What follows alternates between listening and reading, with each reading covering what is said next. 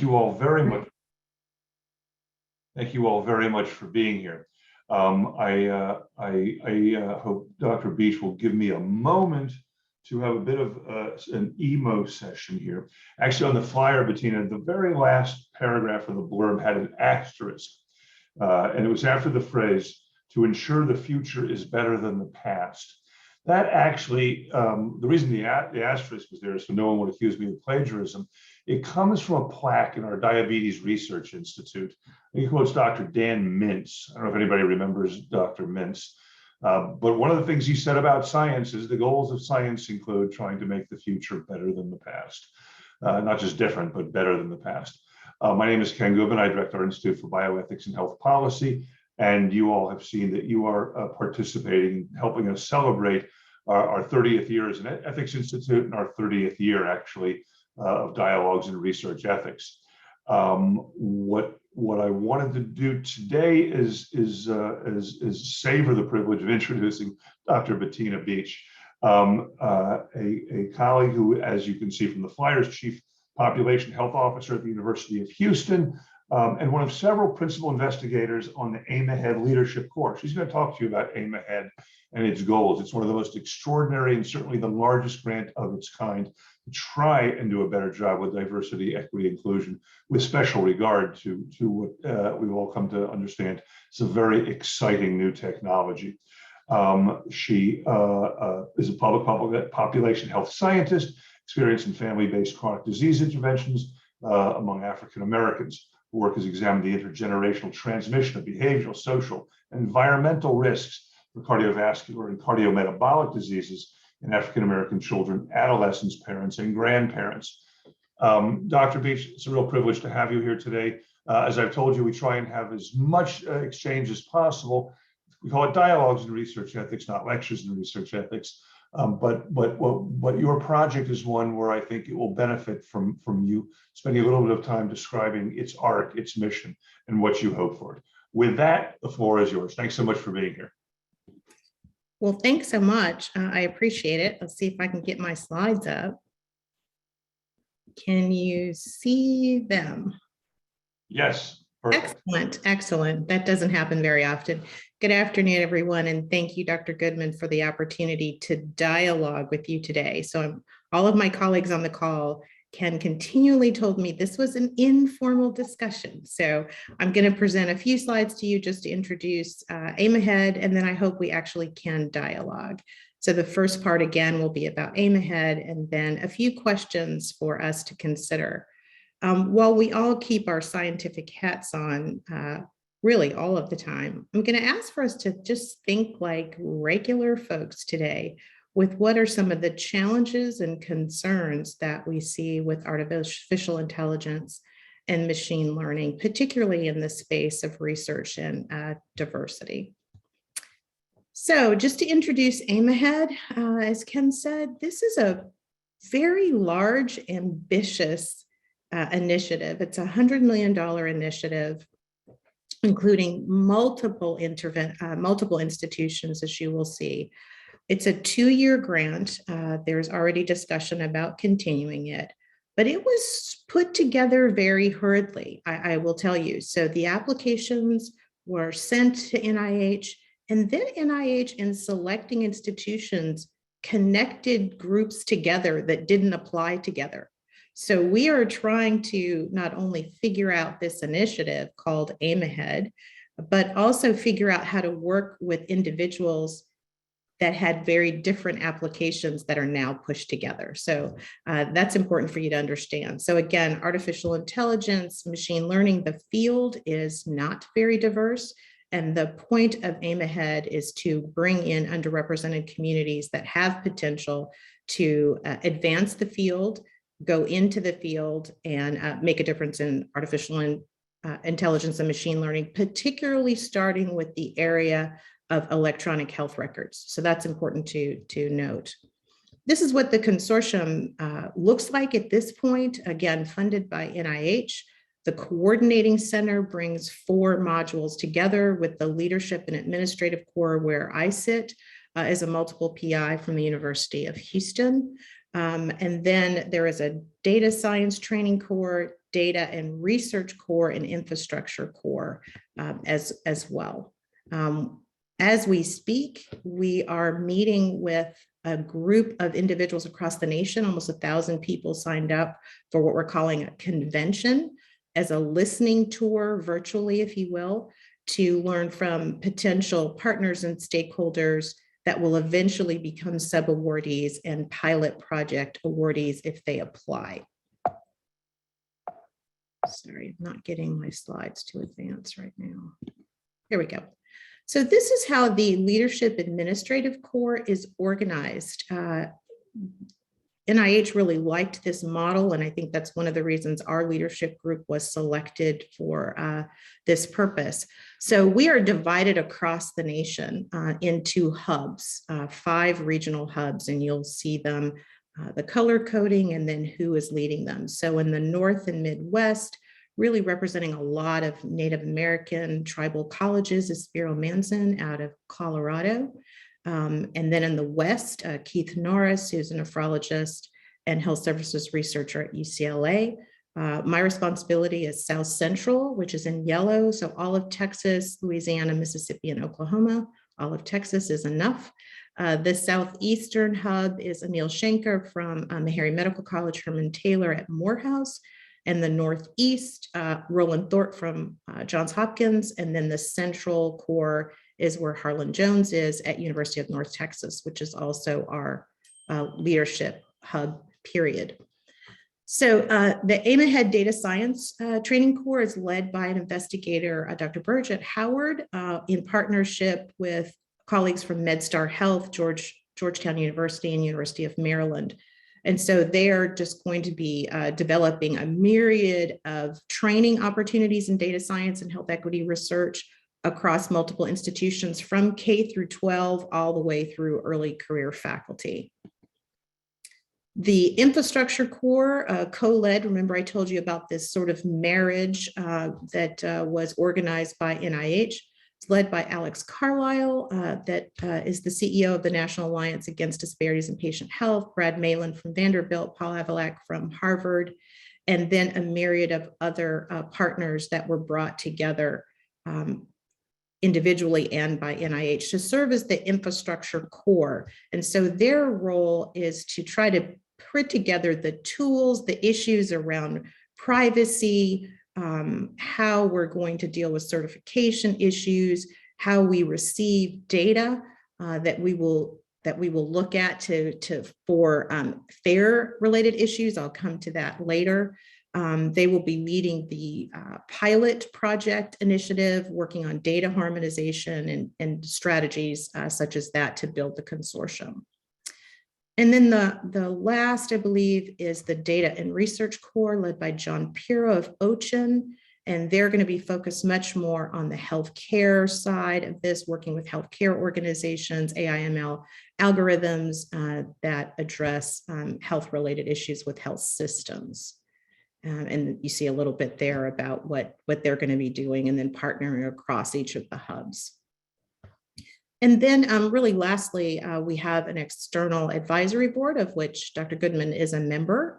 Very thankful for him for agreeing to throw his name in the ring for that. We've met with them just one time. They'll be providing us with feedback on the activities, attending our conferences, virtual meetings, but really guiding the work of the consortium, which really has to do with building partners across the United States. And I said at the top of the talk that we are focused on bringing together folks from many, many different sectors and holding a convention as we speak, with the last session at 2 o'clock today. So I cannot see you, which is unfortunate. Let me try to do something a little bit different here. So that's sort of just a brief overview of Aim Ahead. I'd like to stop and see if you might have any questions about Aim Ahead before sort of moving into the dialogue session so I can hear your voices about 3 main issues around AI/ML. So let me see if you have any questions. And I can only see a few of you, so. Let me be the bad guy. Why AI? In other words, those of us who've been in this country for a while have known we've got a problem with diversity, equity, and inclusion. Why did it take AI to get us to the point where we need to, why aim ahead was so important? In other words, you can imagine an aim ahead like initiative 20 years ago, 50 years ago, given biomedical research in the United States of America. What do you think? What do you think was it about AI in general that caught our attention so?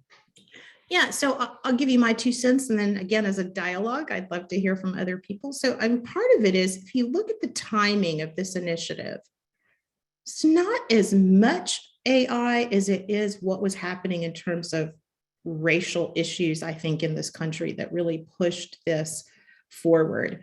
In addition to, we're in the fourth, what some of us call the fourth industrial revolution, where there's this integration right across machines and interoperability, this move in healthcare around population health and population health management as a result of the cost explosion of almost 18% of our GDP and bankrupting people at the individual level in terms of healthcare costs. So I think it's this marriage of George Floyd and Black Lives Matter and a lot of these other issues that brought diversity issues just slammed against what we're dealing with technology-wise. And then I think really being in the pandemic where, and we still are, by the way, even though the rest of the world behaves, if you watch the Super Bowl, as if there wasn't anything still going on, where we had some time apart, and then we're sort of viewing what was happening in the world from our separate pods. And as we reemerge, I think NIH was really pushed. And remember, they report to Congress. So I think there was a lot of political and policy related issues, as well as the ubiquitous nature of technology that infuses every aspect of our lives. So that's just my 2 cents. Again, let me just say, full disclosure, I am not an expert in AI or data science. I am a former founding dean that brought in a department of data science because I knew how important that was. But I do have substantial experience in diversity and disparities, separate topics, not the same thing, as well as research in general. So let me stop there and see what others think. It was a great question, Ken.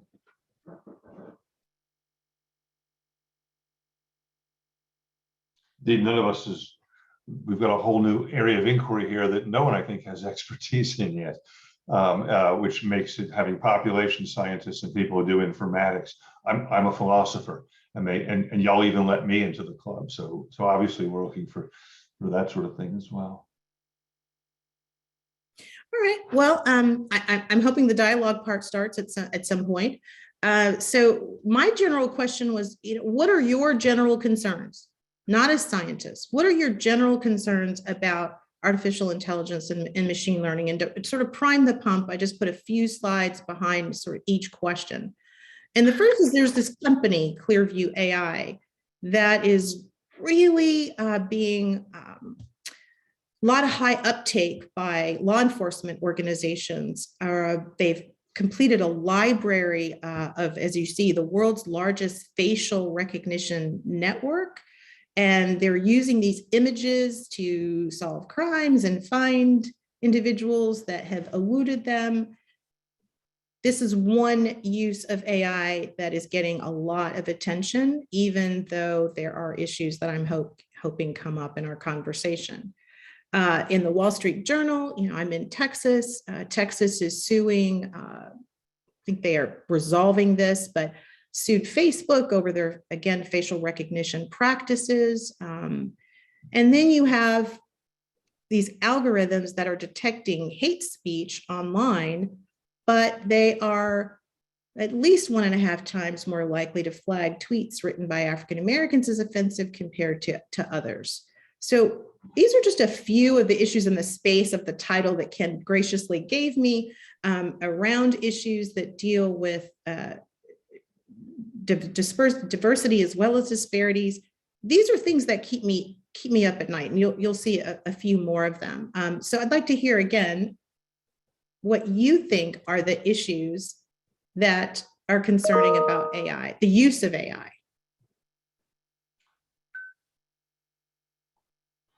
I'll chime in. Go So for it. I do research on addiction and cancer.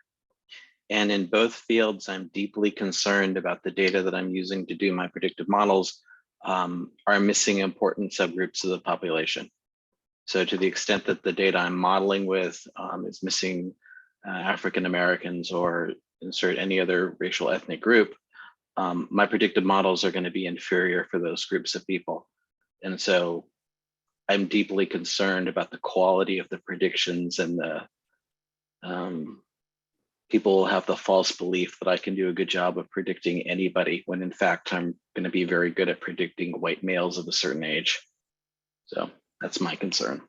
Yeah, thank you. A concern of a lot of us about lots of different data sets.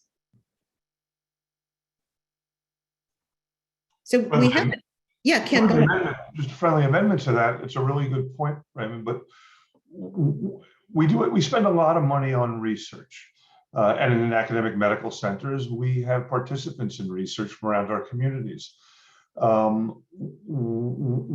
It follows from having a biased data set, but even if the data set worked, we still, even if it were representative, even if it were not biased, even if it actually represented the community accurately, we're still using it to develop drugs and treatments that not everyone has access to.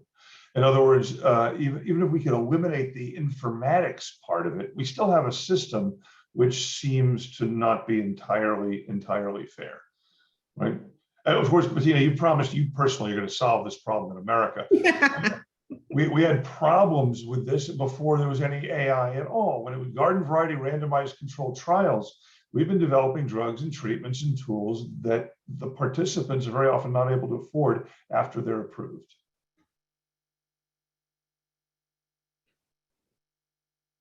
There's also a question in the chat. Can you see it, or can I read it to you? I cannot. I'm sorry. So basically, there's a question about privacy and divergent privacy laws, and how in aim ahead we can get our act together on a nationwide basis when in fact there's you know, between Europe, which has its own law, US has HIPAA, but HIPAA's got 50 different state laws which are now evolving really rapidly themselves. Is that good or bad? I mean, you can imagine that an unintended consequence of a privacy law is that it impedes our ability to be able to use more information to produce representative data sets. So I'm not sure what the question is, but there are obviously huge privacy considerations. And if I can be a little cynical for a minute, there was a quote that I ran across earlier this week that says, "The truth is not aligned with the profit of the industry." And so while we talk about privacy, you know, I'm not sure we have a whole lot of it when it comes to our digital information. And we actually, in some ways, need more as we're talking about interoperability of tools to be able to, especially in healthcare, right, to be able to have crosstalk so that you're not completing 15 sets of information every time you go to another provider. If you're in my chart, you should have these connections. So there are huge privacy considerations. Even when you simply are doing Google searches, you've got cookies everywhere and you've got to sign on to these things. I mean, I think privacy is just an enormous issue that cannot easily be solved, but there's a huge profit margin, ergo the quote, with sharing your data across many different industries. Can I add to that? Actually, yeah. So what I was saying, I guess, in the comment was that in the US, we don't have a singular law that covers the privacy of all types of data. And so companies can use and share or sell data that they collect without notifying you in doing so. There's no law to stop them. So it's a free-for-all right now in the United States, where in Europe or in the EU, you have GDPR laws. Right now, we have in the States only 3 states that are actually controlling on this. And so these laws say basically, sure, Amazon, sure, Google, sure, Tesla, you can take my information, but at any point, if I say you can no longer have that information, then you are responsible to go and delete it from your algorithms or anything that any AI models that predict. And so right now, all the collection of information, I mean, AI wouldn't be a problem if, well, I'm not going to say AI wouldn't be a problem, but AI fed, or this machine is fed, because we have no laws. We have no laws protecting us from the data that's used. And that's why we see now that the top 5 biggest companies in the US are all tech companies. And it's probably because of this. So can we take that a little bit further? So you're exactly right. So if I call Tesla and say, I want you to remove my data, who am I talking to? Where's the accountability? Who's responsible for doing this? I'm not seeing this. Right. There's no, I mean, maybe Tesla's different because I think they're in California and they're the first state that was actually input, but I'm sure that that's why perhaps Tesla's opening something here, or Google is opening something here, aside from the taxes, of course. But yeah, right now there are no laws. And so there are like horror stories, for example, of like, this is why it happened in the EU, of sometimes, for example, there was like a famous soccer club that was listening in on phones of people because they had their soccer club, like a football club app on there, to figure out which pubs were streaming their game illegally. And so there's always use of this kind of data, and still is pretty much in the United States, where they're listening, you hear your Alexa listening or your phone's listening, and then they sell you products because of that, or they influence you because of that. And obviously they profile you because of race, because of your age, because of all the things that where you live. Yeah. If I were Tesla, I'd say, how do you want me to make my cars safe if I can't use your data? I mean, the fact is, it's just that saying like, yeah, sure, absolutely. But if I say don't use it, then because that's my data and I gave that to you, then they should be responsible of taking it out of their model, because they're making money every day from the data that you provide. Obviously, we're just a small data point as an individual, but as 360 million Americans, it's a different story.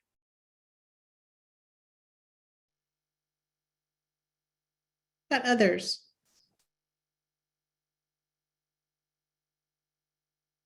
See someone Today we're shy. That's all right. That's right. We'll just keep moving along. And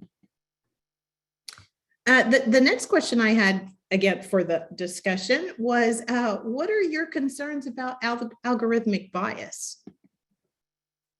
People have probably seen this. It was shocking to me when I first saw this. So this is obviously a pixelated image of former President Barack Obama.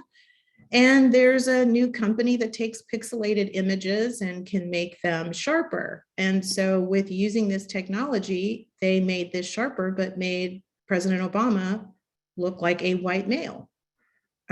This garnered a lot of concern in the AI community when this came out.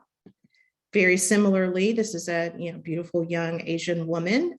There is a company, you can see the name in the corner, that takes images and then makes a portrait of your image so that you look like a painting. Now, I would ask you, does that portrait look anything like her? Or are features that are seen as aligned with her nationality group, her racial group, distorted in ways that she found extremely disturbing? And so this has been an issue with this company. And then also, if you haven't seen this, I highly, highly recommend this Netflix film called Coded Bias. It's a documentary, highlights a young African-American woman who has since finished her PhD at MIT, who was working on her dissertation, working on facial recognition images, and found that the algorithm could not read her, could not replicate her image. And she just happened to have a white mask, Halloween mask next to her, and held it up. And then all of a sudden it could pick up the image of a white face, but not accurately a face that was had more melanin. And so she started on this journey, which is she has now developed the Algorithmic Justice Society. She's got a fabulous TED Talk that I would also recommend you to see. So, remember, Aim Ahead is trying to begin to diversify the field of data science, artificial intelligence, and machine learning for people to go into that field, but also deal with the issues on the backside that have been really problematic, that have caused people to be falsely identified and their data to be used in inappropriate ways. So I wanted to raise this issue for discussion and see if that might garner a little bit more attention with the group. Thoughts? How much of this is a scientific problem? I mean, let's assume the people who've made these mistakes are not overt racists, just for the sake of discussion. Yeah. If I were them, I'd be really embarrassed that my programs are so bad.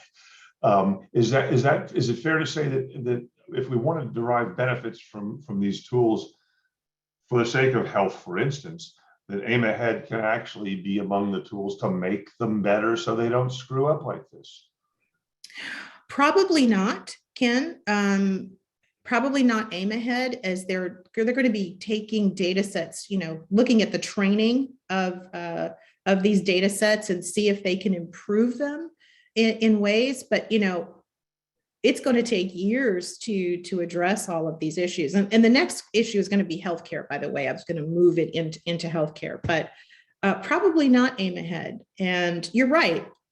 I have no doubt that most individuals are not overt racist. I don't think this is done out of malice, but harm can result regardless.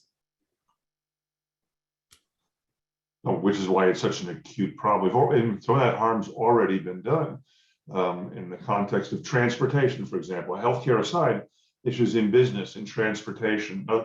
It's not just in healthcare that we have a discriminatory system. It's in other ways as well. And the problem, of course, is that for some of these, if I'm taking transportation on the way to the hospital, is that healthcare data or not? And so some people in the context of trying to manage social determinants, for example, have said it can be really, as you know, really quite broad.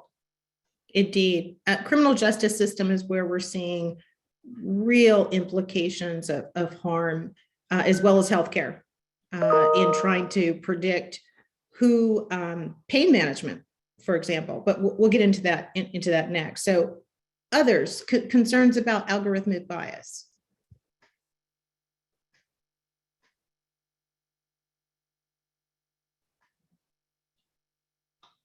So Ken, this was my concern. I could have put together an hour talk. One of the concerns, obviously. Group. No, well, so one of the things that those of us who follow this closely and try to anyway, is that an algorithm, whether an algorithm is biased or whether its training set is biased, is something that I, for one, would like greater clarity about. A computer scientist who writes a backpropagation algorithm for machine learning, I mean, you could intentionally make it biased, but what we see, the most common features of bias arise not from the actual algorithm itself, which is a bit of computer code, but from the training sets that are biased and produce warped and inapt findings. And acutely, you see, as you point out, law enforcement is perhaps the greatest concern about this. And there are law enforcement organizations all over that are arguing. Same thing with some of the genetic testing, right? And the online genetic repositories. Well, we're catching bad guys, which is good, and we all hope they continue to catch bad guys. But the problem for algorithmic bias in law enforcement, for instance, is that one of my concerns is I want to make sure we're focused on the right target.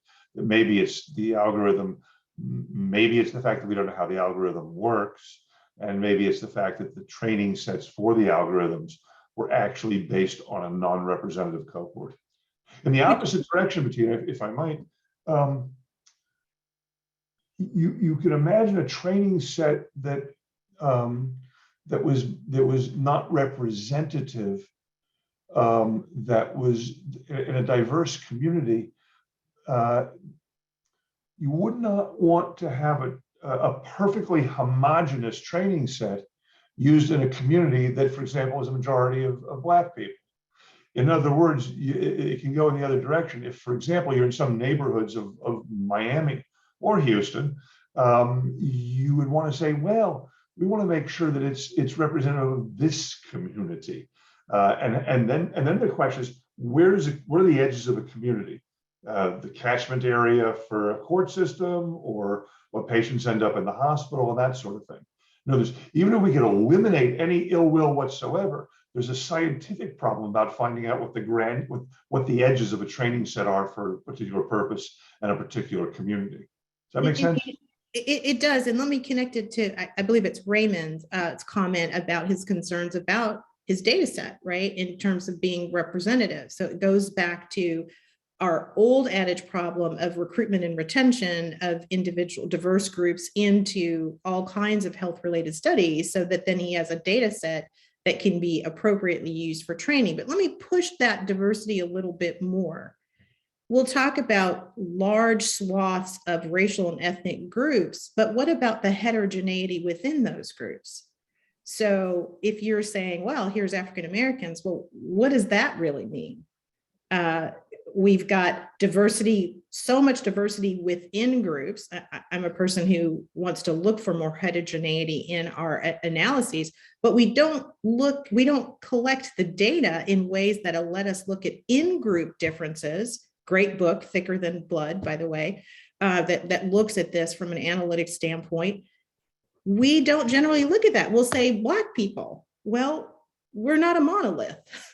You know, there's a lot of variety. If you look at Latino, Hispanic groups, look at the ranges of diversity that have a lot to do with many other implications. So we've got a myriad of problems, and we're still talking about it in these big, large blocks of groups that are going to get us into further trouble if we're not careful.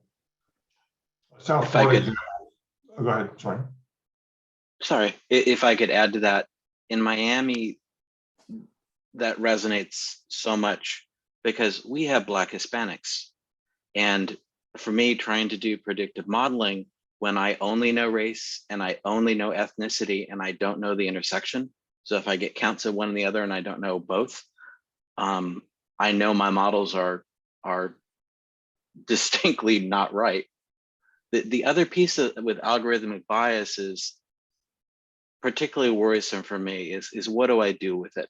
So if I'm using, techniques to look at the different groups that I can predict well with, and I discover that I cannot do a good job on African Americans or Afro-Caribbeans in South Florida, what do I do? If I want to reduce the algorithmic bias, I start to do corrections. And what do those corrections frequently do? They cause the dominant class to do worse. If you want to not show that a relatively bad job on African Americans or Afro-Caribbeans, do a bad job on everybody. And the bias goes away, or reduce the quality of the performance on the dominant class. And that really, it scares me, because until I can get a more representative sample, until I can get enough Black Hispanics in South Florida, I don't know what else to do. Yeah. You're making me think about the GFR issue with CKD and kidney disease that just was explosive. In fact, it caused a big turmoil among our medical student class last year. So same issue, same issue. I agree with you. It's very concerning. So it's easier to resort back to, the major groups, but if we're talking about prediction, and I appreciate your articulation of concern about accuracy of prediction, we've got to be really careful.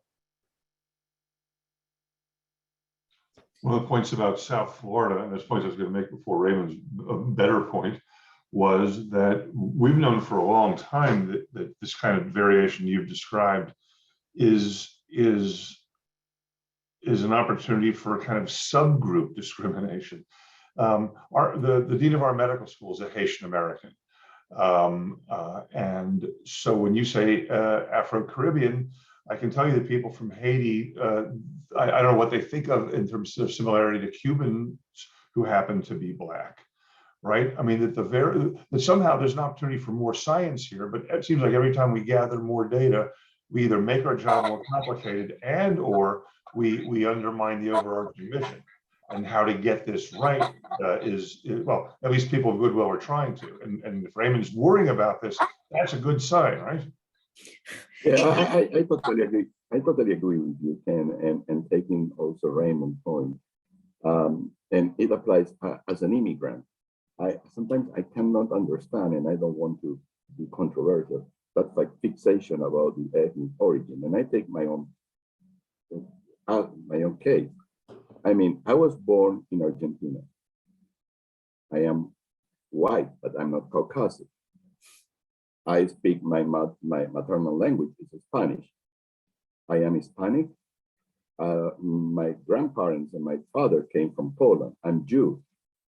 So how you put that kind, and when I have to fill my papers and the Social Security, I have to respond, which was my race and my origin, and I put Hispanic, but I'm not really Hispanic. However, I am considered Hispanic. I'm not European. So that goes to, if I'm going to set some of those machine learning programs, probably somebody would be mistaken about my origin and what I am. And this is something that it's very difficult, I think, to put in that particular context. Thank you for sharing that comment. I have a very, very close colleague of mine who's from Curitiba, Brazil, who is of Italian heritage, speaks Portuguese, grew up in Brazil, came to the US where she is classified as Hispanic, did not speak Spanish, had to learn how to speak Spanish, and has been talking for years about how to write a paper to say how I became Hispanic moving to the United States. And it's so these things that people use the term nuance, I think, are much more than nuances, and they're very important. And it's true with the myriad of individuals that we call white. Another great book, Whiteness of a Different Color, in talking about different groups, people that have different heritage backgrounds. Are we doing injustice, to the myriad of people from different other heritages? This isn't just something for racial and ethnic minority populations, although they are further usually disenfranchised than other groups. I think it's an issue for everyone. And that's why a health equity approach, I think, is very important as we address all groups. All right, I'll move to the third one. Unless, am I missing someone that was making a comment? No, I'm just saying that we do this a lot frequently now with people from various places in Asia and Oceania. It's just really hard to get this right. And by the way, if you start throwing genetic information into your algorithms, the problem's going to scale up quickly for us. Absolutely. And so again, tying back to where we started with aim ahead, there's such a lack of diversity in the field of data science. This is just one graph that I pulled yesterday. The graph speaks for itself. It's simple, but should be very disturbing to all of us. So how can AI improve health in low resource settings? That's part of the promise that we're seeing.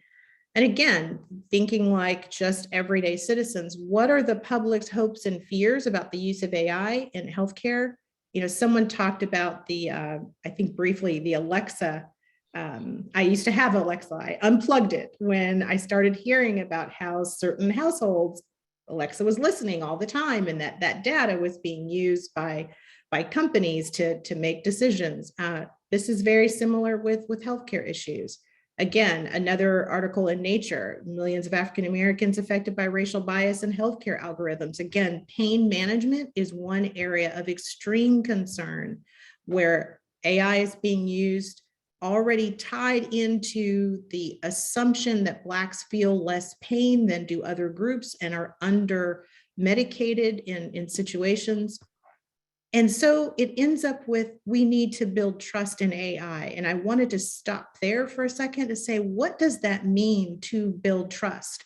Are we, as researchers, faculty, are companies trustworthy?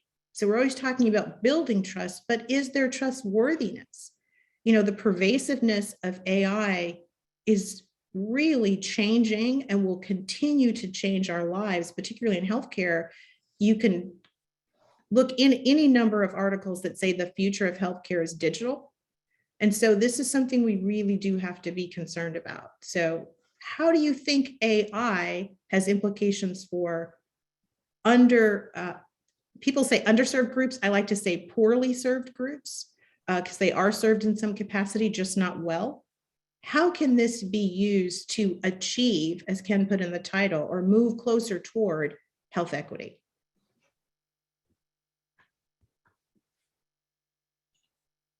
Let me ask your opinion about something. Mm-hmm. I was worried when I said it the first time. I'm not worried now, you see, because it's. But this is a computer science meeting. I said, in some sense, that we cannot expect the developers of computing tools, including AI, to fix a problem that predated their tools.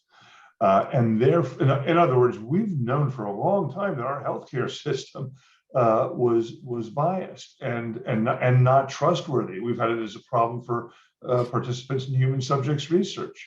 Yep. There was a trust problem before AI. And so is it Pollyannish, or is it reasonable to say that what we can do in AI is say, this time we're going to get it right. Here's what you're going to be able to see that makes your life and your family's life better, and that not only will simply not make things worse, but will undo some of the problems that were pre-existing and go back, well 400 years, I'd reckon, right? So the question I heard was, is it Pollyannish? I hope that AI can help change the world that was already screwed up. Yeah, I cynically would say yes. I think it is. These are deep-seated issues that we've seen for the last 2 years in Technicolor. I think it really is Pollyannish. And again, I'm seeing harm that's happening as I'm being immersed in AI through AIM-Ahead more and more. The biases, the concerns are simply being built in. The concern is people are looking at these tools as being objective, that the subjectivity is moved away because we've got this high-level technology that's based on natural sciences, right? No, the subjectivity is built in them. So yes, I think it is a bit Pollyannish. Raymond, you pop back on? Yeah, so the counterpoint. So one of the things that I'm currently working on is trying to detect algorithmic bias, okay? I'm doing work on addiction, and I'm deeply concerned that some of the definitions of treatment success are highly racially biased. And because of the tech, because of the tools, I can build the models and I can test that. So I can say, if you use algorithm A or B, you are much more likely to say that a Black person is going to fail treatment. And we need to know that. And we need to put the full power of AI into detecting the problem, as well as, for me, getting the data sets so that I can build models properly. So I think it's a fair counterpoint that, or it's a fair point to say that AI can be used for good, and we need to push to make sure that people realize that people of good conscience are trying, and we're using the technology for good, because everybody on this call knows there's so much media about where things go wrong. Indeed. May I offer, just because it just sort of struck me when you said it, just a bit of a tweak of what you said. You said that these patients would fail treatment. And I think if we think of it as the treatment failing the patient, that might help. It well said. My concern is the definition would call them treatment failures. Indeed. And it's highly problematic. Agreed. How will AIM ahead? So look, so you painted a picture that is, I was already worried. So now I'm really worried. How is AIM ahead going to try and contribute to the success of your project? How will we know success how will we recognize it when AIM ahead, for example, manages to do some of the heavy lifting that we're talking about here in terms of a big problem that we've got? Ken, that is the $6 billion question. that we are trying to figure out right now. And I can't give you the answer. You know, part of the way they're approaching it is the way we academics approach it is more training, bring folks into the field. We diversify the field in terms of gender. By the way, you saw that very few women in the field, bring in groups of color in the field. Well, who's training these individuals? What training sets are being used from an AI standpoint? Are we really going to make a difference? Or are we simply colorizing the field? You know, so I have concerns about that too. So I don't know the answer to that question, and we are trying as a group to figure that out. But that is the main question. Why don't you ask your advisory board?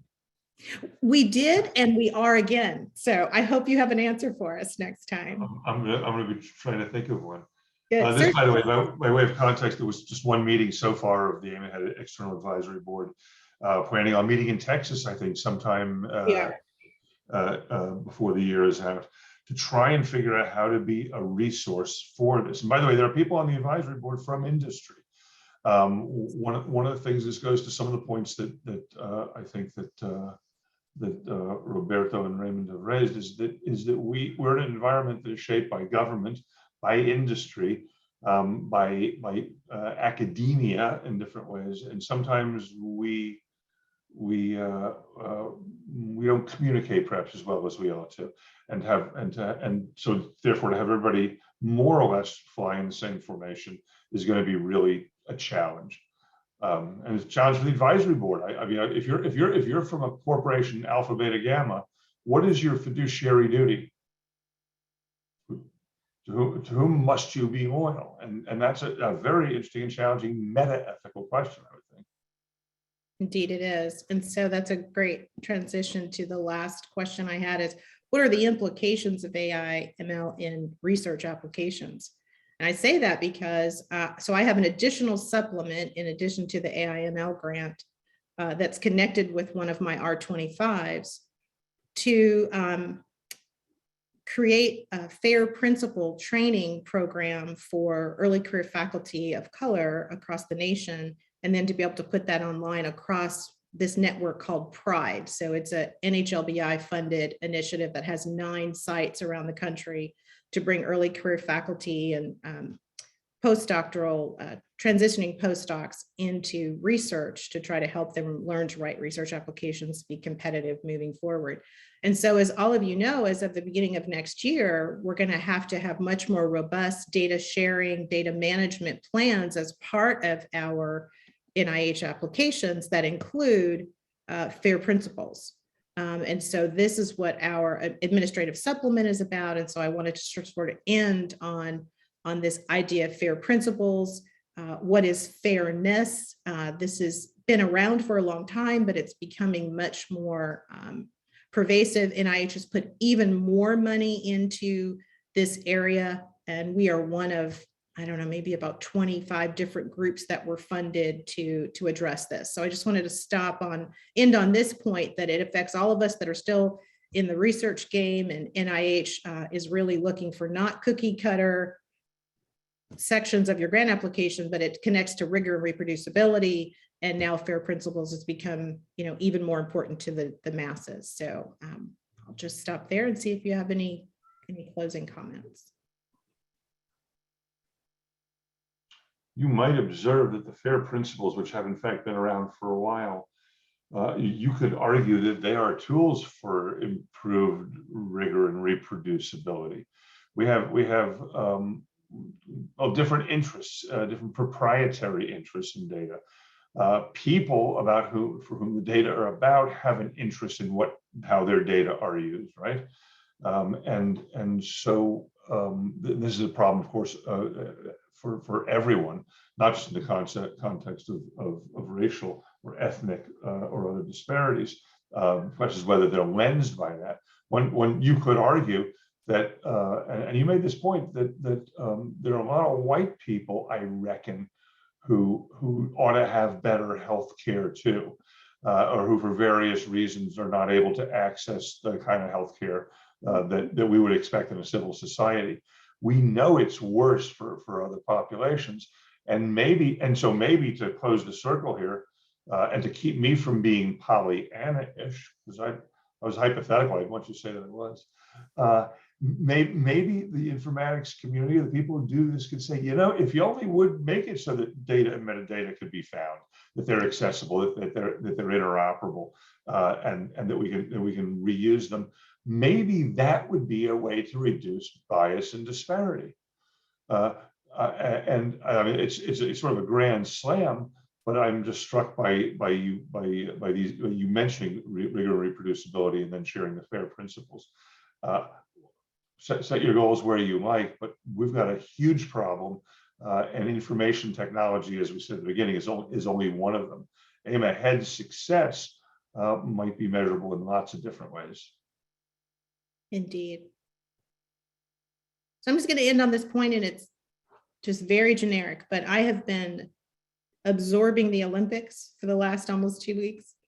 And so as a result, seeing a lot of interesting commercials that I hadn't seen before. And one of them is for a new camera, and I wish it came on last night so I could tell you the name of the tool. But you now can take a picture and then decide that there's something in the background there I don't like, or there's an image I don't like.